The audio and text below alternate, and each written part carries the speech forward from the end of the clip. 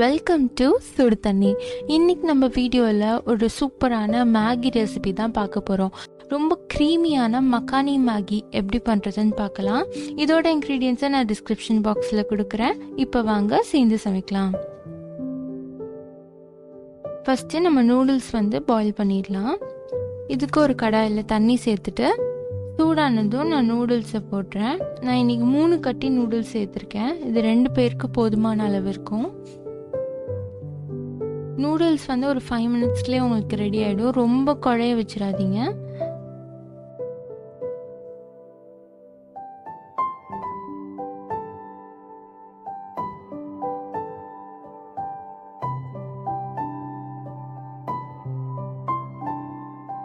லைட்டாக எடுத்து தொட்டு பார்த்தீங்கனாலே உங்களுக்கு வெந்திருக்கிறது தெரியும்.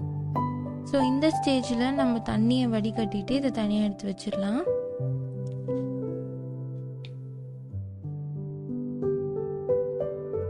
முடிஞ்சால் நீங்கள் சாதா தண்ணியில் ஒரு தடவை வாஷ் பண்ணிட்டு தனியாக வச்சிடுங்க. அடுத்து நம்ம இதுக்கு மசாலா செஞ்சிடலாம். 4 கப் தண்ணி சேர்த்துருக்கேன்.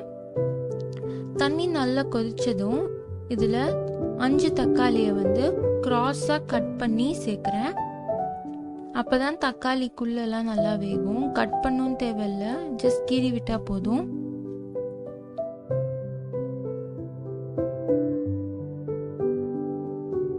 அப்புறமா இதில் 1 இன்ச் அளவு இஞ்சி, 8 பூண்டு சேர்க்குறேன்.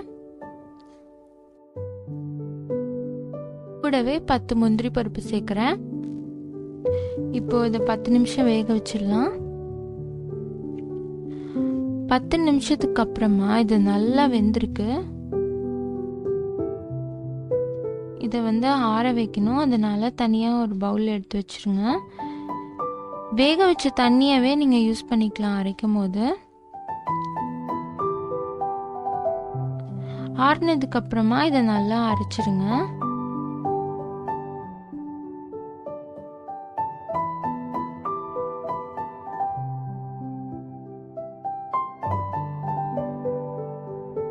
இப்போ இதை தனியாக வச்சிடலாம். அடுத்து ஒரு கடாயில் 1 டேபிள் ஸ்பூன் எண்ணெய் சேர்த்துக்கலாம். எண்ணெய் சூடானதும் இதில் அரைச்சி வச்சிருக்க பேஸ்ட்டு சேர்த்துக்கோங்க. ஒரு கொதி வர அளவுக்கு இதை குக் பண்ணிடலாம்.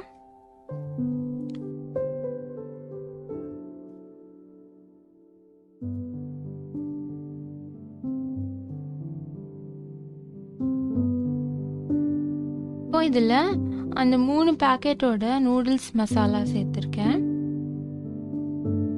அப்புறமா காரத்துக்கு 1 டீஸ்பூன் மிளகாய் தூள், 1/2 டீஸ்பூன் உப்பு சேர்த்துக்கலாம்.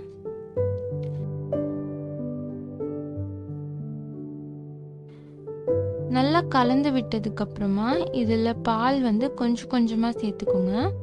350 ml பால் சேர்க்குறேன்.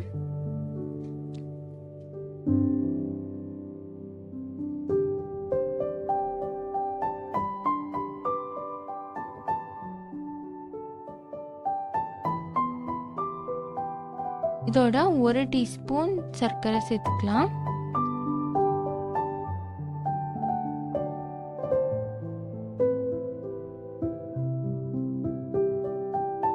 இது கொஞ்ச நேரத்தில் நல்லா க்ரீமியாக வரும்.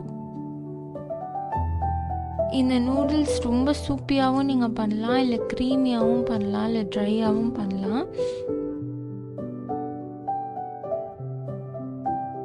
1 டேபிள் ஸ்பூன் ஃப்ரெஷ் க்ரீம் சேர்த்துக்கோங்க.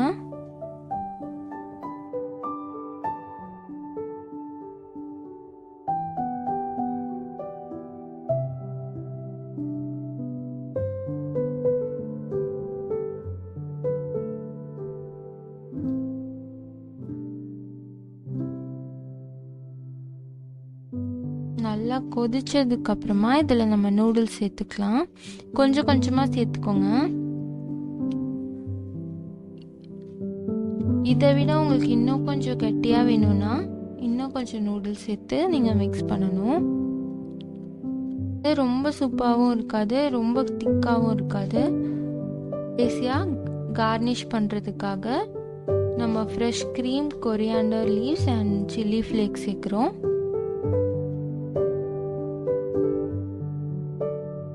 மக்கானி மேகி செம்மையாக ரெடி ஆயிடுச்சு. ரொம்ப ரிச் க்ரீமியாக இருக்கும். இதை கண்டிப்பாக வீட்டில் நீங்களும் ட்ரை பண்ணி பாருங்கள். இந்த வீடியோ உங்களுக்கு பிடிச்சிருந்தா லைக் பண்ணுங்கள். சுடு தண்ணி சேனலுக்கு சப்ஸ்கிரைப் பண்ணுங்கள். தேங்க்யூ.